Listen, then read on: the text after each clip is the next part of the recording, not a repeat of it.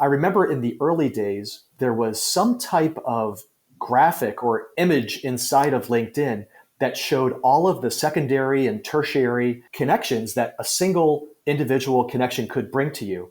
And that's what really drove it home for me. My one or two connections could actually turn into not hundreds of thousands, but millions based upon the various degrees of separation between me and them.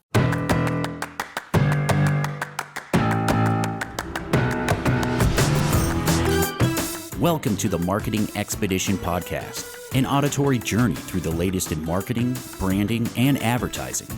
Now, here's your Marketing Expedition guide, Ray Allen. On this week's episode of the Marketing Expedition Podcast, I get to speak with Dan Purdy.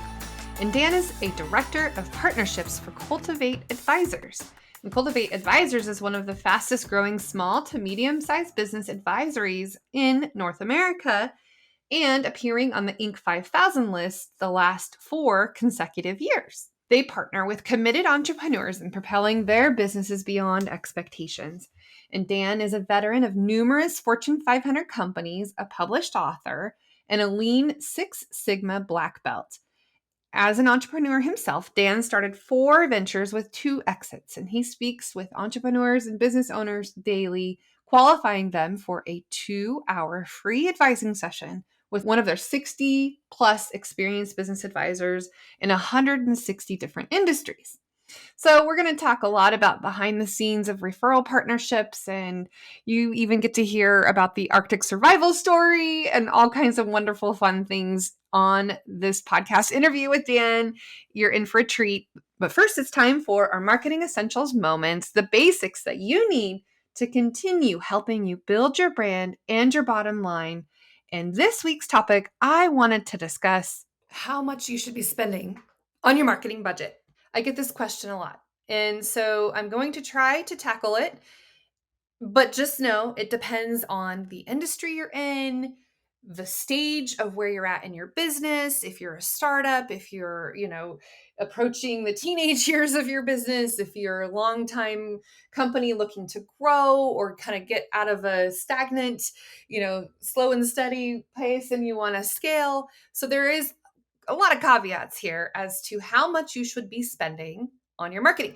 And it also depends on who you talk to. A lot of research into this. A lot of people say a lot of different things. And so I just want you to be aware that there are some maybe a little margin of interpretation here. But ideally, you can look into and research your industry. The US Small Business Administration, the SBA, can give you some guidance too based on your industry.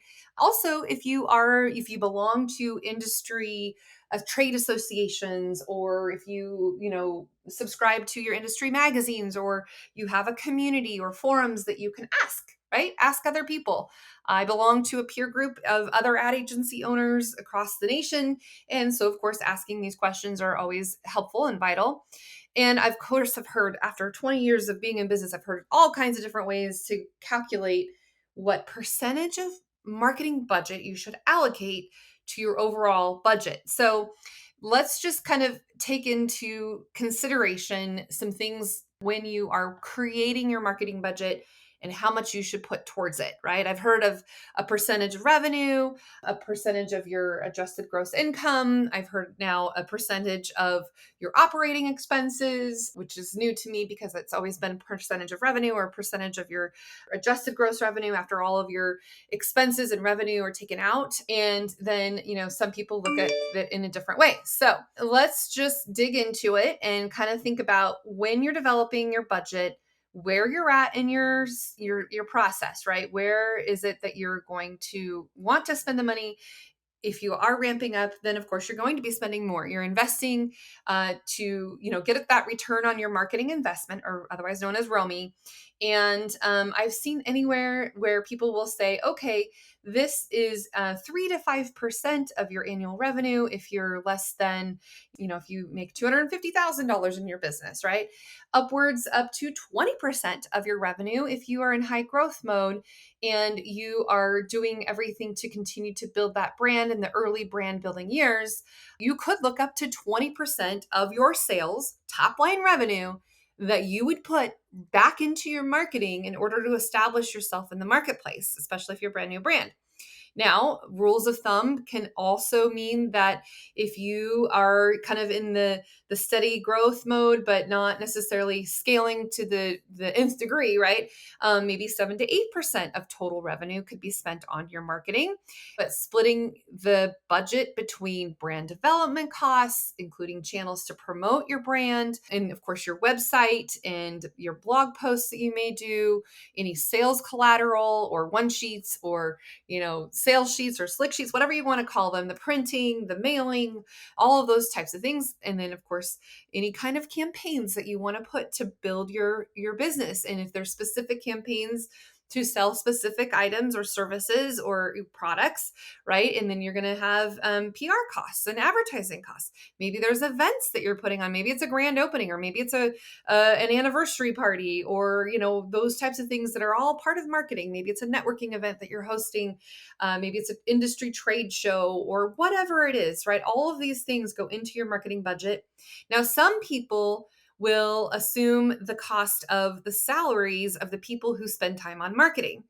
And they might take a percentage of the owner of the company or the leader of the company who spends time on marketing and helping close deals, or speaking engagements to help build awareness and love, establish yourself as a thought expert in the industry. Podcasts, right? Doing podcast times, those types of things. The rule assumes that your business will have revenue margins of at least 10 to 12% after all of your expenses. That would then also include that marketing budget. So if you look at anywhere between 7 to 8% of your top line revenue, and you have margins of 10 to 12% of after all the expenses, everything is all said and done, all the margin that you're going to receive, then that can include the marketing budget. Now, you might have to adjust some levers and tweak some things just a little bit, push some knobs and make those buttons, work for you, right? Pull this lever, push that lever. What's going to happen as a result when you spit out those results, right? Think of Charlie and the Chocolate Factory in the everlasting Godstopper machine, and there's levers to push and pull and do to then spit out the end result, which is the everlasting Gobstopper. I'm talking about the original Charlie and the Chocolate Factory, by the way. And then, if you push this and do this, and it's going to change and tweak it a little bit, and it's going to have a different result. So if you think that up to 20% of your top line revenue is what you want to do, you may be taking away some of your margins. Now, if you want more margin, more profit margin, that is, then maybe you won't spend as much. But those levers sometimes can tweak. If you're not spending money on marketing, you may not even get to where you have margin. So don't cut out your marketing budget. If you're going through a tough time, marketing should be the very last thing that you cut out. But now you do need to get hyper focused on what works and what does not work, and understand what to cut and what to keep when things are maybe a little slim. Readjust the budget to the things that are significantly working for you, and cut out the things that are not. Just because you've been doing something all this time doesn't necessarily mean make it the right thing to do, especially when the economies change and your industry changes, and maybe new tools and techniques are out there that are going to make some of the tactics that you are doing obsolete, right? So thinking about how you're going to spend your budget wisely, and if you need to increase the budget in certain areas, but then you might have to take away other areas for that reason. So do some research, understand what it takes to be able to market your business. I just recently did research for a client to understand they do recruitment, their student recruitment, and how much on average it takes to recruit a student to a new school, a brand new school that's just starting. What does it take to recruit those students to then become students enrolled in their school? First, they have to have interest. First, they have to even understand what it is that they can have interest in, right? So we're educating, we're people aware of the fact that there is this new school that exists. And of course, the research was kind of a wide spectrum of how much people recommend, or what people have done, or what they have spent, but it all comes down to the results that they're getting, right? The more you spend, then maybe the more students you might get. But if you're not spending your money in the right way, then maybe you won't get more new students. So just thinking about the different range, I mean, I thought I saw some campaigns where they spent $600 per student to recruit them, all the way up to $2,700 per student to recruit new students. So it is quite the range, right? But what is the ROI on that? And what's the lifetime value of that student being at that school? And, how long is it that they're going to be there? What is the tuition cost, if there's a tuition cost, or if it's a student that's at a public entity, how much per student are you able to, have in tax money or in money that comes to the student because they are at that school? Then take how much of that you need to spend on the student, right? To then recruit them to be able to have the school to begin with. So just think about how you can utilize the money that you are going to allocate towards your marketing budget, how much you're going to budget, and understand which levers you need to pull and push and tweak in order to get the best everlasting gobstopper. All right, now it's time for our interview. You're in for a treat. Stay tuned.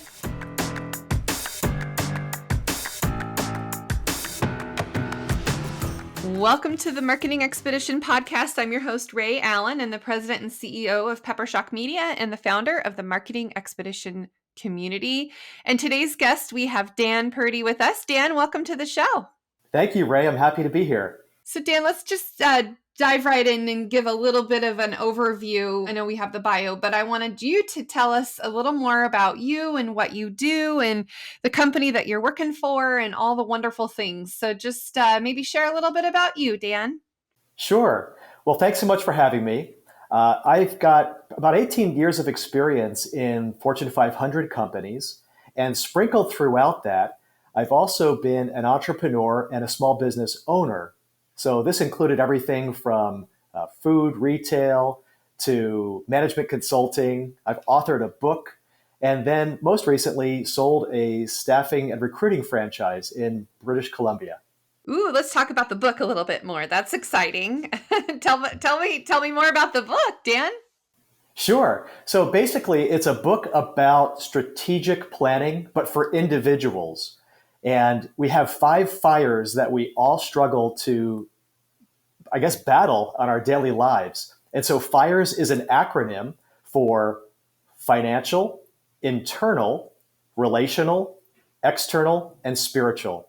And these are the things that can either be ablaze or we can have them under control. I love it. I like it when there's acronyms that you can follow. That's awesome. So wait, how can people get to the book, Dan? It's available on Amazon, on Apple, and through different Amazon products like Audible. Awesome. I was just going to ask if it's an Audible. Very good. Very good. So Dan, now the role that you have, let's share more about the company that you're working with and kind of the things that you do and what your company that you're working for now does. Sure.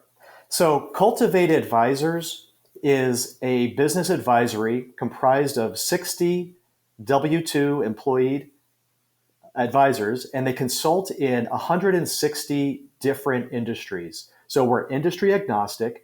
And these are all folks that have walked the path of entrepreneurs and small business owners before them. Primarily, they've had successful businesses, they've exited, and when they get into a peer-to-peer relationship with a prospect or a client, they're able to bring firsthand personal knowledge of what that owner is going through. That's wonderful. And that's a lot of different industries. Maybe name a couple that come to mind right off the bat. Sure. So we work with everybody from food retail to healthcare to construction, professional service organizations like legal, accounting, marketing service firms, and the like. We also do a lot in the trades. Okay. And so if somebody were to want to work with you, how does the process go? Well, there's a couple of different avenues. A company can just become a client right off the bat, and will immediately assign you to an advisor that is dealing with your specific challenge, whether that be in recruiting or leadership, sales, marketing, possibly your operations, and management and such. The other way is to come to me, and I can put you into a 2-hour free advisory session. And that's a great way to just get real focused about how you would work on your business but not necessarily in your business. So it's a bit of a mini strategic planning session to dip your toe in the water. I love that. And I get to do that here soon too. Yes, for Peppershock. Yeah, it'll be good. So when you say that you've got 60 W-2 advisors, you have these people all over the country, right? That's right. They're scattered throughout the United States and Canada. And we have a central office in Chicago. But again, we work on all time zones, just looking to help entrepreneurs and small businesses grow and scale their business. And when you match up the advisors, how does that work? How do you know who the right advisor would be based on after I guess you go through the 2-hour session, but then how do you know who to match them up with experience wise? Yeah, that's a great question. So we have cohort leaders that have groups of these advisors throughout the country, and they know specifically the superpowers and the skills of each one of their advisors on staff. So if you have a client that comes to this cohort and they're really struggling, let's say with their sales or their marketing or their leadership or their recruiting, then that cohort leader will know exactly who has walked that path, maybe who has some deep prior experience, or ultimately knows just how to tweak those financials to get the right ratios and to better understand their performance. I see. That is fascinating because sometimes you have different issues in different areas that you need different advice from based on, what you're going through in entrepreneurial space, right? You like you said, you sometimes need marketing help, sometimes you need financial help or, understanding the numbers and all of that. So bringing together a team of people can help, right? Absolutely. And not one person has all the answers. So it's nice to have so many different individuals with different skill sets to just be able to come together and to work on a specific problem together. So let's talk about since we're going on a marketing journey together, Dan, let's talk about how you are able to work with other people to recommend or refer or, kind of go through some ways in which you get new clients. And then of course, the people that you work for, they also need to get new customers sometimes too. So this is kind of like a twofold really process here. But what are some things that you do that works to help you expand your client base? So for me personally, I'm the director of partnerships for the Pacific Northwest. So I have roughly 6 US states and 5 Western Canadian or Northern Canadian provinces and territories. So for me, what's really worked well is being active on LinkedIn, on Sales Navigator, and some of the other platforms or apps that lay on top of the LinkedIn platform. In addition to that, it's the networking in the associations and the groups and attending events and doing some organic outreach.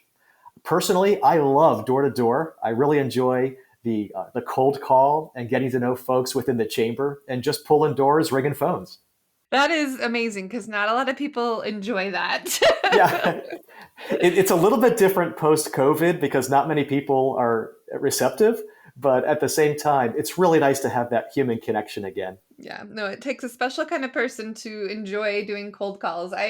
One time we did this exercise, we had a sales, consultant come in and everybody's in charge of, sales, everybody every day, whether you're a creative person, whether you're the bookkeeper, whether you're, somebody you have to think about how you can promote and grow your company forward, even if it's not your everyday job. So we did this exercise where I made all of our staff, including our designers, including our, video producers, they all had to experience what it was like to do a cold call. And I about had a mutiny on my hands. I had one of my art director at the time. She literally said, "I will never do that again. If you make me do that again," and she'd been with me for years and years and years, and she's like, "I will quit. Don't do that again." Oh, that's so funny. But it gives a new appreciation to those who can do that and do love to be able to make new friends, right? Everyone is a friend you just haven't met yet in that case. And sometimes it's for people who love it and maybe not so much, but it's for those to appreciate those who can do that, right? It's so true. Salespeople and those in business development, they know that they have that knack or that skill, but it's not inherent and they're not born with that. It's something that you can learn and train yourself. What I typically do if I'm nervous or if I have a little bit of anxiety about approaching a lead or a prospect is I'll just put on my imaginary avatar. And that avatar is Mr. Affable, Mr. Life of the Party, who just is going to go in there, shake hands, uh, you know, devil may care kind of attitude, and just make new friends, like you said. Well, and I think that that's definitely something that can really help when you are in the right mindset and you're not afraid, because I think fear can help, prohibit people from wanting to be able to go make new friends that they've never met yet, and to be that way. And I think you hit it there, because sometimes the mindset is everything, and if you're not going into it with the right mindset and kind of being able to portray yourself in the way that you want in that case, then it can really stop you from being able to make that sell or make that connection or make that relationship. That is such an important thing, especially when I was making my transition from the Fortune 500 corporate world into entrepreneurship and small business ownership. I was accustomed to having everything just given to me. I just had to show up and run out the clock and do the best that I could and take that job to the next level before I was either promoted or I handed it off to somebody else. Entrepreneurs and business owners, they don't get that luxury. They have to be resourceful and they have to be scrappy and they absolutely need to do things themselves or to be really good at delegating to others who can get the job done. Yeah, I think that's key too, is putting the right people in the right positions. And, if you've got the people that are friendly and can, be able to maintain those relationships and be out there networking and meeting new people, that's really good to identify those that can do that versus those that would just rather stay behind the scenes and, make those of us who can go out in the world and do that, make us look good. That's right. So when you are working and kind of developing, you were able to reach out to me through LinkedIn, and I love LinkedIn as that tool. It's that professional, online networking tool to be able to grow your relationships. But when you're working with companies or other, referral partners, let's kind of talk a little bit more about how you can benefit from having established referral partners and what that does. Maybe give me an example of something that has worked well in that capacity for you, Dan. Well, the first thing that I'll say is that I was an early adopter of LinkedIn way back in like the early 2000s. It was one of those moments where you know exactly where you were. I was in Fort Collins, Colorado, in a Kohl's department store when a former Hewlett Packard employee of mine, he was a coworker of mine, he came up to me and said, "Hey, Dan, how's it going? Haven't seen you in a while. Let's catch up on LinkedIn." And I said, "What is that?" And he said, "Oh, it's this new social media platform. You got to get on it. All the cool kids are doing it." And so he sent me a link. And this was way before Microsoft took it over and took it to that next level and whatnot. And so I got on LinkedIn and I followed the rules as best as I could, only connecting with people that knew me or that I knew. And so it was very courteous and professional. And then at some point, you just get promiscuous and you just talk to everybody and anybody and connect with anyone who wants to, have an informal relationship. And that's why you get all these levels. So that's something that really worked for me was getting into a platform uh, early enough that you can understand it, you can get to know it, and then start building that base or that database rather of all of those people that you may not need or know or may not want to know you today, but at some point in the future, they will want to know you. I remember in the early days, there was some type of graphic or image inside of LinkedIn that showed all of the secondary and tertiary connections that a single individual connection could bring to you. And that's what really drove it home for me. my one or two connections could actually turn into not hundreds of thousands, but millions based upon the various degrees of separation between me and them. Right, right. I know that's always the one fun thing is the degrees of separation. If you want to be introduced to somebody that somebody else does know as a first connection, that's more than just a cold call because now you're being introduced to them, you're getting recommended, or hey, so and so wants to meet you. So I'm putting those connections together. And I think, yeah, that's the way that connections are made. It's in better connections too, because when somebody refers you or connects you with somebody else, then automatically that trust transfers more so than if it's just a cold call or cold reach, really, because then now suddenly there's trust automatically assumed most of the time, right? That's exactly right. So every Saturday, I teach anywhere from 20 to 25 teenagers about life skills. It's actually based upon the book, F.I.R.E.S. And one of the things that I asked them when we got to the relational fire last week was, how many of you have met a billionaire this week? No hands go up. But I put mine up, and they're looking at me like, what is this guy talking about? And because of LinkedIn and because of the law of proximity, being close enough to people that you can ultimately get to know, I was talking with a billionaire in the previous weeks. This was an individual who, without going into too much detail or revealing his identity, was very famous for doing a lot in renewable energies, is working on an amazing technology now, and we have an interest in working together. So through a combination of meeting some private equity and some investors and capital partners, and then other folks on the technical side who were connected with him, I was able to get an introduction and have a phone call that lasted 14 minutes and 11 seconds. All right. Okay. That's awesome. And now a message from one of our sponsors, Misfit Market. It can be expensive to eat healthy, right? So Misfits Market has the solution. They take in the high quality food that grocery stores would rather let go to waste, and they'll ship it directly to your door. So you can get organic produce and sustainably sourced groceries delivered at up to 40% off of what you would pay at the grocery store. Sure, they might look a little funky, but they all taste the same and they are amazing, and it's great produce. I've had it delivered to my door now and it's really awesome. So go to peppershock.com and our listeners will get $15 off their first order with our promo code. So go to peppershock.com/offers and get that promo code, and you can join for free and start saving today.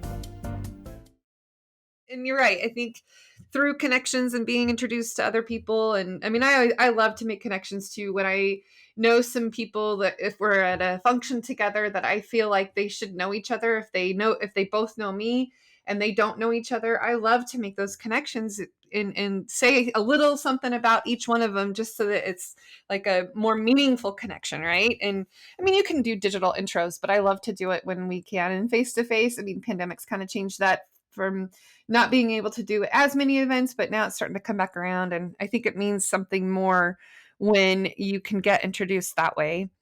And I mean, LinkedIn does have the recommendations section where people can, do where they recommend you for the different skills or write up something neat that way. But then referral partnerships too. I think that's one area that you have done and being able to get other people who are prospecting to similar businesses or, people that you are, and then not necessarily crossing over and doing what they do, but having, maybe a similar prospect, that you want to go after, and then they know somebody. So then you get asked to then introduce, and it kind of works pretty well. So actually, let's talk a little bit more about that referral partnership that you've built and kind of give maybe some ideas or advice or ways that you've been able to build up those referral partnerships. Yeah, that's fantastic. In fact, the LinkedIn technology and this referral partnership that we're talking about, that's what originally introduced you and me. So I don't know if you realize this or not, but we had been using a bot or an AI called Cleverly that lays on top of LinkedIn. And we had 4 pre-canned statements that were meant to engage you in conversation. So, by way of example, the first LinkedIn tag that you got from me, because we were not connected, said something to the effect of, "Hey, Ray, my name's Dan. Just wanted to let you know that we're probably talking to the same audiences. Would you be interested in checking out any synergies we might have?" And unfortunately, Ray, there was no response. I didn't take it personally. That's true. And neither did my R2D2, because exactly 7 days later, we pinged you again. And that one was, "Hey, haven't heard from you in a week. Was just wondering if you'd like to explore a collaboration together. We're probably talking to the same people, and I really feel like, there's something here. We're not selling anything, but just want to talk." And that's about the time that you picked up. But I was just going to say that's key is we're not selling you anything because I, immediately get sold to constantly. Like, I mean, so many messages I receive every day of, where somebody's just trying to sell something or do a demo or do this or whatever. And I think that's why I stopped you, because it's key to say that we're not trying to sell you anything.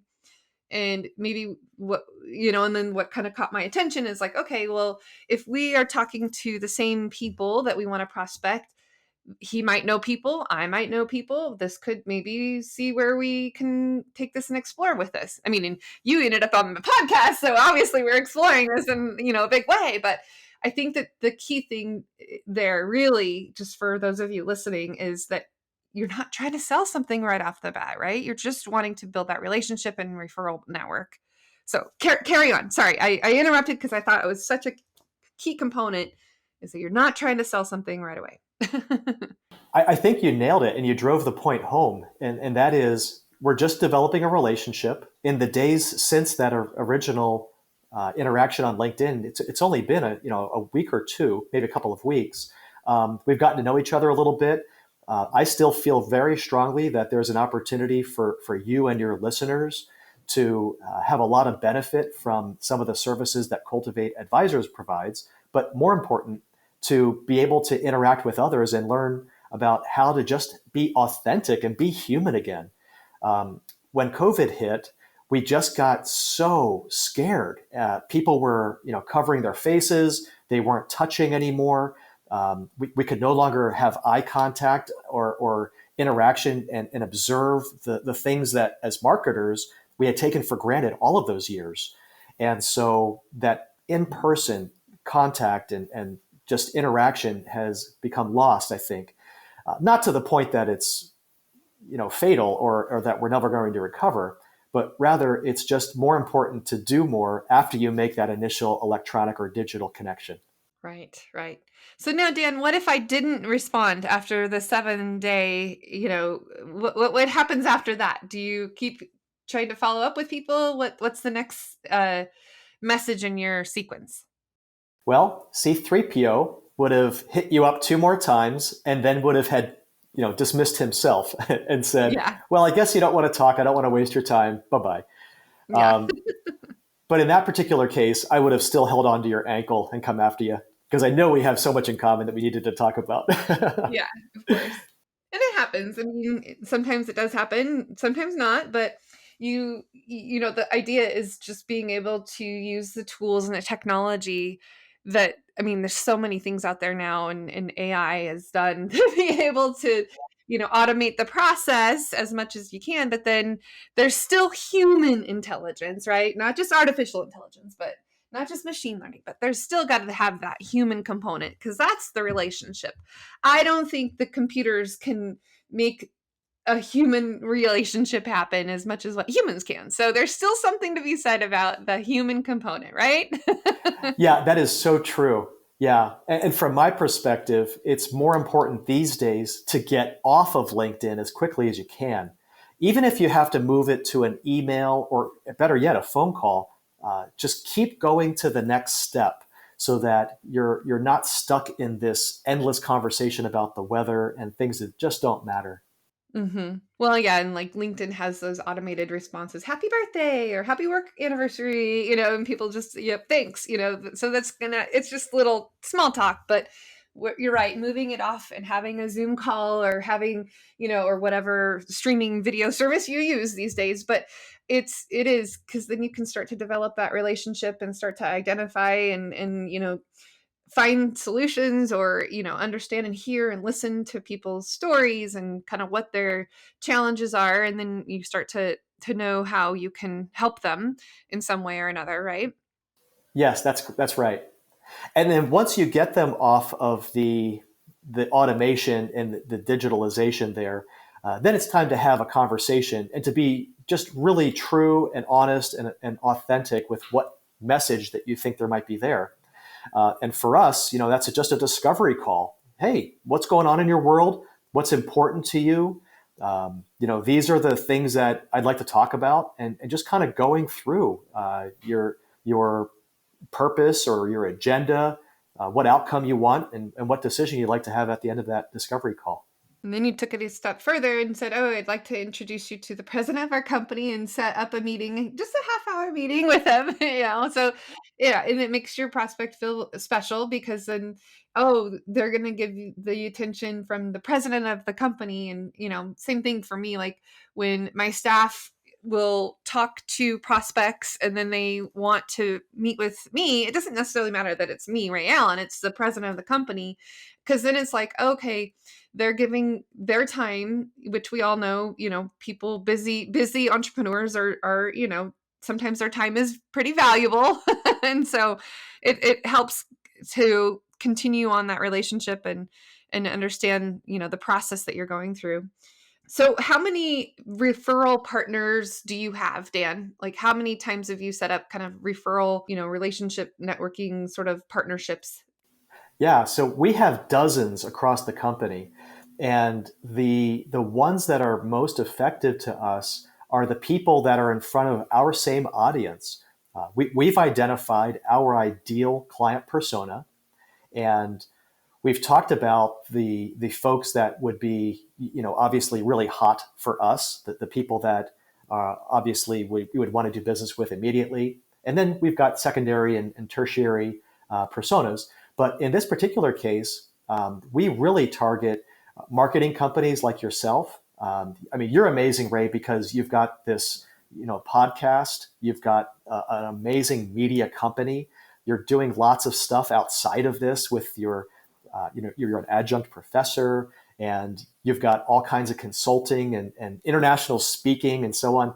I mean, honestly, it's just a pleasure and a privilege for me to be talking with you today. So I greatly appreciate that. Well, thanks. Yeah, but I mean, for marketing companies, you're like you're queen of it. And then we also have wealth advisors and financial advisors, fiduciaries, people that are talking to other small business owners and entrepreneurs about what it is that they're doing. hmm hmm Yeah, I mean, it seems like those types of referral partners who have the same or similar audience, or at least would know, oh, you need to talk to these people because they could really use your services, because we know about their situation, and it goes beyond what we're able to do, but we want to partner with you.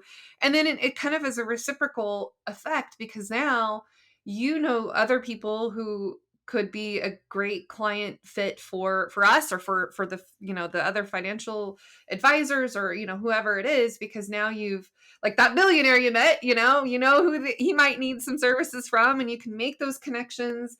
And then it just makes it stronger, because when you reciprocate it, it kind of can sometimes come back to you in abundance, right? It's that kind of that go-giver mentality. The book Go Giver by Bob Berg, and then the Go Giver Sells More is another book he wrote too. But it's that idea that if you give, then ideally it'll come back to you in abundance, without expecting, enforcing it, where it's like, well, I gave you a referral, so you should give me one too. It's not quite like that. It shouldn't be anyway. It's not like a, what is that, quid quo pro. It's more of a, you want to, because you've done that, and now you want to reward those people who have given you referrals and recommendations to make that even stronger. That's exactly right. In both sales and marketing, it's better to give than to receive. From my personal perspective, I feel that when you give something away, whether it's free or complimentary or however your messaging and communication will phrase that, it's important never to lose the value attached to that so that people don't degrade it. In our case, Cultivate Advisors is all about giving away free resources, whether it's a toolkit or whether it's a podcast of our own or it's some type of helpful resource. We're always giving before we actually, ask for a decision. We don't even ask for money. We ask for a decision, and it's based, on the lead, the prospect, the clients. It's based on their best interests. By way of example, sometimes I feel like Santa Claus because I run around the Pacific Northwest giving out a 2-hour free advising session to those who would simply accept it. And who else is going to take 2 hours of their time just to have a real focused, honest conversation with you or me today about, hey, what's really going on in your business? How's your entrepreneurial journey going? Tell me what bottlenecks or gaps that you have. Where do you feel you want to take this thing? Those are some of the open-ended questions that we just want to get to know and answer so that we can determine whether or not this owner, this entrepreneur is committed and if they want to take it to the next level. Yeah, I think that is the way the world goes around. I think that's the part that makes it happen. And if you're not out to just sell somebody right off the bat, I mean, and sometimes you discover, they may or may not be the right fit, or, may not need your services, and that's fine. And if they're not willing to accept your gifts, then it's okay. But then you move on to the ones that are willing to take that time to invest in the relationship. And yeah, I think things are meant to be for a reason sometimes, and it happens however you want to believe in that kind of thing. And then it comes together. And when you do things like cultivating those relationships and connections and making those partnerships happen, it helps. And not just from the referral standpoint too, but sometimes you can co-op and collaborate together on projects and, make things stronger because you've got more minds than just one coming together to make it happen. When I teach, I tell my students about the Arctic survival. There's a kind of a game that is played. Have you heard this before, Dan? I don't think so. Keep going. So it's a scenario, and basically it's the list of things that you would need if you were in a plane crash in the Arctic, and it's 20 degrees below zero, and the plane, you have a certain amount of time to be able to get the items that you think you need in order to survive, because the plane's going to go off the cliff and go away. So you have to hurry and grab the things that you need to survive, right? So there have been like survivalists who have had agreed on the list of order of priority of things that you would need to grab. Now, when you do this list of items, and there's things like a compass and a map and alcohol, whiskey, maybe a lighter that has no fluid. There's just all these different types of things, right? Well, when you give the list to an individual, you tell them, okay, you have 5 minutes to prioritize these things in the order of which you think are going to be the most important things that you need in order to survive in this 20 degree below zero temperature, right? And so then you give them time to do that, and they prioritize their things individually. And then you group them up. And then you have a couple different groups of people. And then now suddenly all of these minds are working together to prioritize the list. See? And now they're talking about it. They're debating. Well, why would we need the compass? We're not going to go anywhere because we'll freeze to death. Or we're not, why would we need a lighter with no lighter fluid in it? Or why would we, the whiskey, right? We want the whiskey. We're going to stay warm with the whiskey. Well, no, alcohol actually makes you colder. So now they're talking about all these ideas and things that individually you maybe had not even thought of, right? But now you're debating, and of course it's time because the plane's going to go off the cliff. You have to hurry up and grab the things, right? So then you reveal the results, and they're calculated based on the points of what you did in order of what these survivalists, the experts who say this is the way it should be, and why you would need all of these things in the way that they are. Of course, you don't need the map because you're not going to want to go anywhere, because if you leave, you're going to die because you're going to freeze to death or whatever, right? Right. So when you do the results, most of the time, unless there's like some survivalist expert, most of the time, the individual scores are scored way lower than in the group score. When they debate, they talk, they bring together. So they have their Arctic survival team. Yes. And they tend to, most of the time, there's been a couple times I've done this where I've had, a couple of, really good survivalists that would kind of get the list right, but most of the time, the group setting, they score much higher because they've had that input from other people, other thoughts and other experiences as to why they need all of these different items in the order that they would need them. And so it's my point in sharing with my students that if you have your Arctic survival team and you have more brains, more brain power to collaborate and brainstorm and bring projects together and people together, then ideally you're going to be able to survive in 20 below 0 degree weather Wow. than you would individually. So long story short, when you can collaborate and bring people together and have that brain power, because everyone has different experiences and different areas of expertise, Yes, it can be so much better. that's great. Well, now I'm questioning my own list. I don't know if I would bring certain items after all.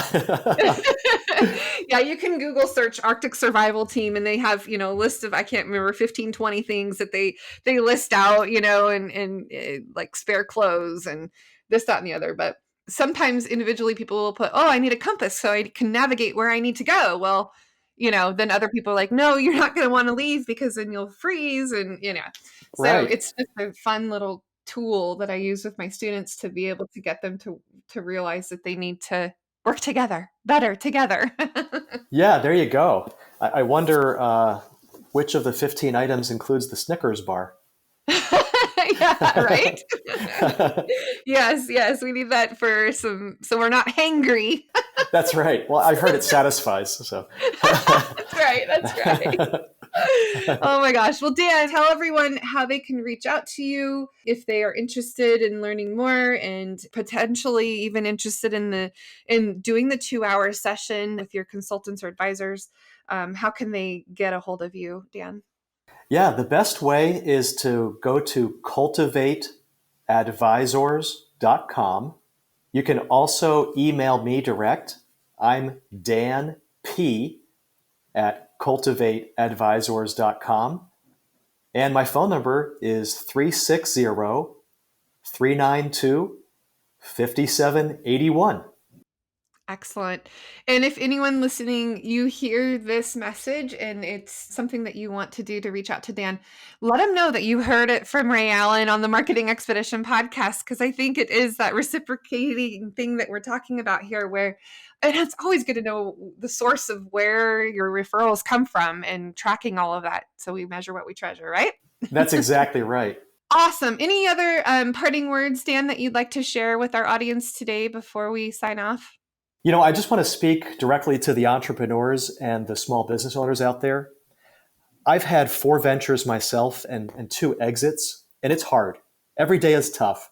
But I want you to know that you don't have to go that journey alone. Just sign up for a 2 free-hour advisory session. I mean, what do you really have to lose? It's peer-to-peer, and we'll take good care of you. Excellent. Thank you so much, Dan, for joining me today and sharing your knowledge and the ideas that you have and being our Arctic survival team. Yes. And for those of you listening, the best thing that you can do is just to share this with others that you know that may need to hear what Dan had to say today. And then to give us reviews on all the different platforms, because that's like gold for podcasters for sure. And it helps get our rankings and ratings up there for more people to get to hear the podcast as well. And until next time, everybody, enjoy your marketing journey. Thanks for listening to the Marketing Expedition podcast. Want to continue the journey? Don't miss out on new episodes. Subscribe on iTunes, Spotify, Amazon Music, or wherever you get your podcasts.